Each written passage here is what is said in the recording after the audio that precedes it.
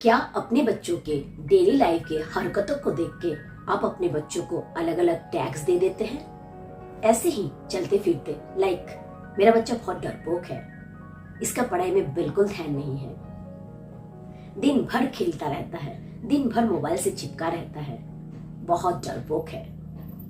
और जाने ऐसे कितने सारे टैग्स हम अपने बच्चों को देते जाते हैं। अगर आप भी ऐसा कर रहे हैं तो रुक जाइए, क्योंकि हमारा टैग उनका बिलीव ना बन जाए। और उनका बिलीव अगर एक बार बन गया तो वही बनेंगे, क्योंकि बीज हमने बो दिया है। चलिए इसको थोड़ा और डिटेल में समझते हैं कि कैसे हम अपने बच्चों को टैग ना दें, उसको कैसे एक पॉजिटिव वे में ले और कैसे अंकुश लगाए अपने ही थॉट को।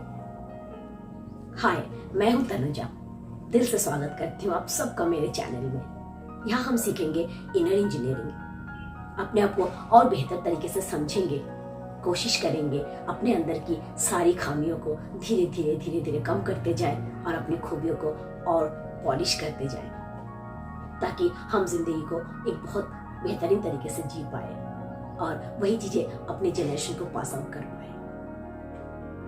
तो चलिए समझते हैं टैग्स के बारे में, जो टैग हम अपने बच्चों को देते हैं।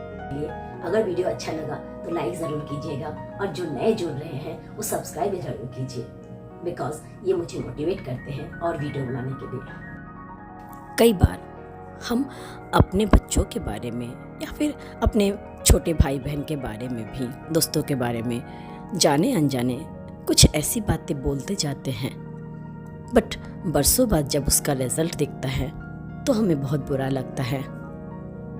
फॉर एग्जाम्पल, हम किसी को यूं ही कहते हैं ये बहुत बुद्धू है, इसका पढ़ाई में बिल्कुल फोकस नहीं है, चीज़ों को समझता ही नहीं है, इतना डरता है पता नहीं आगे जाके ज़िंदगी में क्या करेगा। कहने का मतलब है हम छोटे छोटे बिहेवियर को देख के अपने बच्चों में या फिर अपने करीबी के बारे में ओपिनियन बना लेते हैं, एक टैग दे देते हैं, और जब बड़े होने के बाद उस सेम रिजल्ट हमारे सामने आता है तो हम फिर से कहते हैं देखो मैंने बोला था ना, ये ज़िंदगी में कुछ नहीं कर पाएगा। एक्चुअली ये बीज हमने खुद बोया है।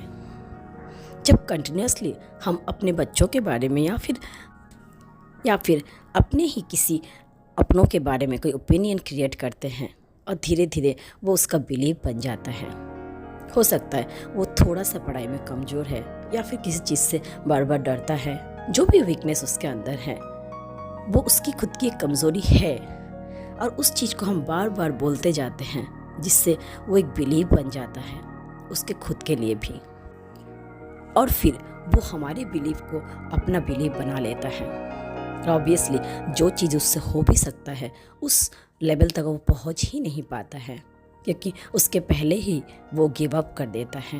वो टैग, वो जो शब्द हम बोलते हैं उसके कानों में बार बार गूंजता है, और ऑब्वियसली वो कभी अपने अल्टीमेट पोटेंशियल तक पहुंच ही नहीं पाता है। सो किसी को भी टैग देना सही बात नहीं है। मैं मानती हूँ ये हम कभी भी जानबूझ के नहीं करते हैं, ये ऑटोमेटिक प्रोसेस है जो हमसे हो जाता है, बट हर शब्द अपने आप में बहुत पावरफुल होता है।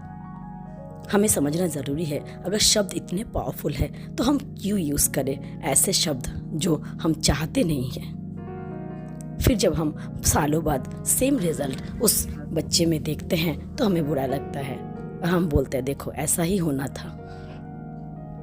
हमें उसे मदद करना चाहिए, उसकी कमी को बहुत प्यार से, बहुत पॉजिटिव तरीके से उसको तू डरपोक है नहीं बोल के ये बोलना चाहिए, इस सिचुएशन में तुम थोड़ा सा डर जाते हो, चलो हम एक काम करते हैं, इस सिचुएशन को कैसे फेस करते हैं उसका सलूशन फाइंड आउट करते हैं। उसको डायरेक्टली कभी आप मत बोलिए कि तुम डरपोक हो, उसको उसी चीज़ को एक पॉजिटिव मैनर में समझा के उसका सलूशन निकालने की कोशिश करिए, ताकि उसके अंदर एक बिलीव आ जाए कि मेरे अंदर थोड़ा सा इशू है, मैं थोड़ा डरता हूँ, लेकिन और बहुत सारी खूबियाँ भी मुझ में हैं। हमेशा किसी बच्चे में कोई कमी बताने से पहले उसके और बहुत सारी खूबियों के बारे में पहले बोलिए, क्योंकि ऐसा कभी पॉसिबल ही नहीं है कि एक इंसान में सिर्फ खामियां ही खामियां हो, खूबी ना हो। उसकी खूबियों को पहले परखे, खूबियों को बोले, फिर बोलिए कि यस तुम थोड़ा सा उस दिन डर गए थे एंड वहाँ पे हम वर्क करेंगे। कैसे वर्क करेंगे उस सिचुएशन पे डिपेंड करता है। तो दिस इज हाउ, हमें किसी को भी टैग लगाने का हक नहीं है, नॉट इवन आवर किड। सो ये थी हमारे अपने बारे में, अपनी सोच के बारे में, जिसे बदलना जरूरी है। आज के लिए इतना ही, फिर से मिलेंगे एक नई वीडियो, एक नई सोच और एक नए सॉल्यूशन के साथ। तब तक के लिए दीजिए आज्ञा।